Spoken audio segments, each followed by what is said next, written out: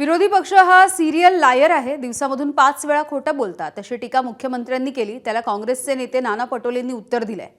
मुख्यमंत्री हे स्वतः सिरियल लायर आहेत अशी टीका नाना पटोलेंनी देखील केलेली आहे। भारताच्या संसदेमध्ये महिला आरक्षण बिलाची भ्रूण हत्या ही विरोधी पक्षाने केली, त्याचाही जागर करण्याची आवश्यकता आहे।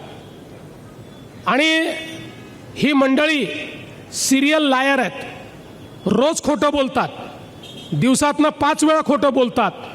या प्रत्येकाला हे माहिती आहे, 2023 साली ज्यावेळेस महिला आरक्षण विधेयक आलं, एकमताने ते पारित झालं, त्यानंतर हे विधेयक कधीपासनं लागू केलं पाहिजे याकरताचं संविधान संशोधन आलं होतं।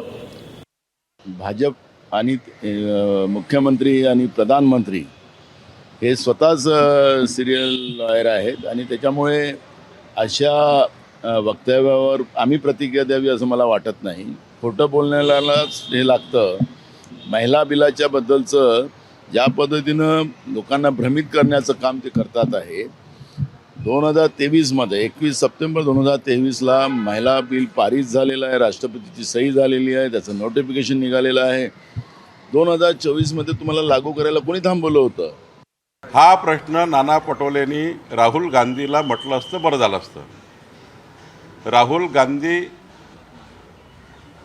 हे या ठिकाणी खोटारडेपणा आणि राहुल गांधीच्या वागण्या बोलण्यामध्ये